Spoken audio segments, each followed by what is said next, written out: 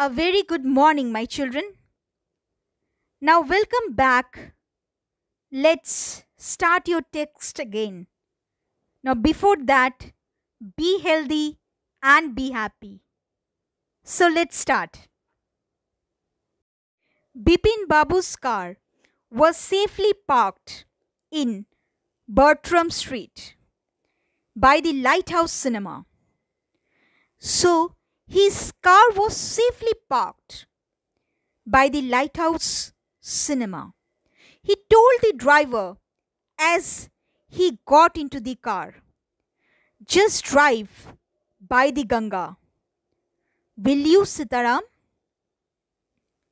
Driving up the Strand Road, Bepin Babu regretted having paid so much attention to the intruder.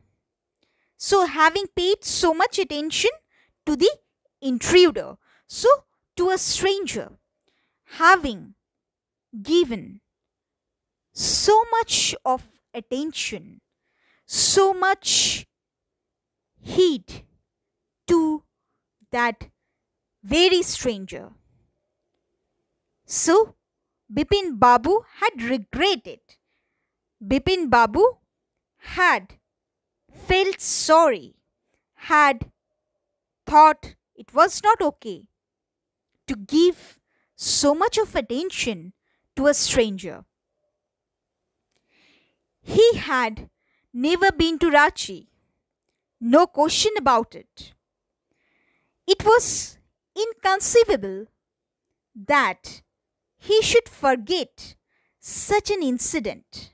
So, it was inconceivable that he should forget about such an incident with which he was very much associated. Moreover, which took place only 6 or 7 years ago. So, it was not a memory of distant past. Rather, it was just a few years ago. He had an excellent memory, unless Bepin Babu's head drilled. So, he had an excellent memory. He could remember very minute details, very small details. Okay? Unless that he had some illness or his head reeled as such. Almost in a state of getting unconscious. Was he losing his mind? But how could that be? He was working daily in his office. It was a big farm, and he was doing a responsible job. He wasn't aware of anything ever going seriously wrong. Only today he spoke for half an hour at an important meeting, and yet. So he had never noticed that anything was going wrong seriously. So he was somewhat confused about his state of being, that whether he was forgetting something, whether he was having any kind of illness, any kind of mental illness as such. So, where something was getting wrong, okay? He was doing a responsible job and he was quite good at it.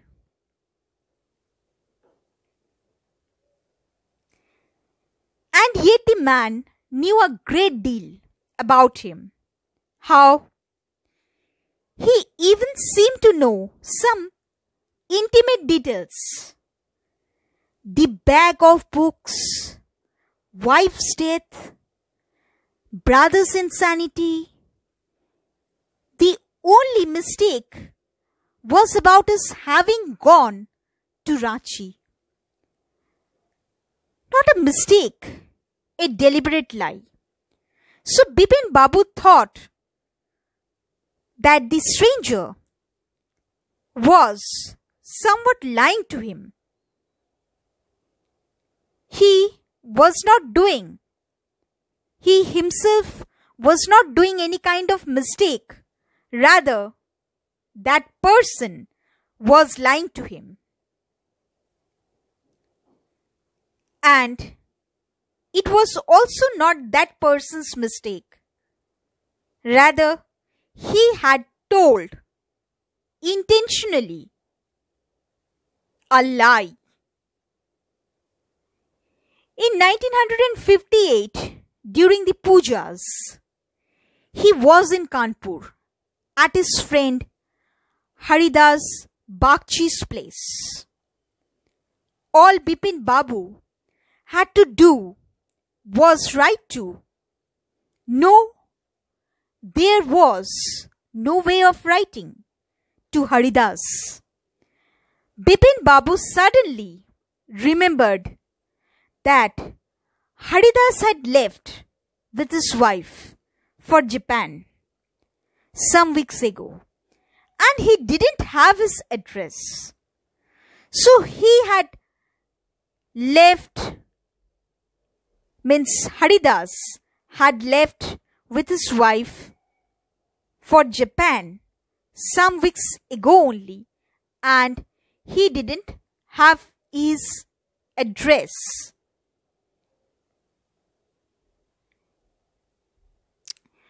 But where was the need for proof? He himself was fully aware that he hadn't been to Ranchi, and that was that. He had been sure that he hadn't been to Ranchi. So what's the need of proof? The river breeze was bracing, and yet a slight discomfort lingered in Bepin Babu's mind. Around Hastings, Bepin Babu decided to roll up his trousers and take a look at his right knee. There was the mark of an old inch-long cut. It was impossible to tell when the injury had occurred. So there was a mark, a sign of injury. But when it had taken place, when it had actually been, it couldn't be remembered. So, actual incident was forgotten. He couldn't remember when the incident had taken place, had happened actually. Had he never had a fall as a boy and cut his knee? He tried to recall such an incident, but couldn't. Then Bepin Babu suddenly thought of Dinesh Mukherjee. The man had said that Dinesh was in Ranchi at the same time. The best thing, surely, would be to ask him. He lived quite near, in Beninondan Street. What about going right now? But then, if he had really never been to Ranchi, what would Dinesh think if Bepin Babu asked for a confirmation, he would probably conclude Bipin Babu was going nuts. No, it would be ridiculous to ask him. So, it would be too silly to ask him. It would be too embarrassing to ask him. Actually, if Bipin Babu would want to confirm, Dinesh Mukherjee may think him as having gone crazy or mad. Perhaps would think something else that he didn't want to be thought of. Next, and he knew how ruthless Dinesh's sarcasm could be. Sipping a cold drink in his air-conditioned living room, Bipin Babu felt at ease again. So he was comfortable sipping a cold drink in his cool, air-conditioned room. Such a nuisance. Just because they have nothing else to do, they go about getting into other people's hair. So they are quite interfering. They are quite annoying. They interfere too much about other people's affairs or other people's lives.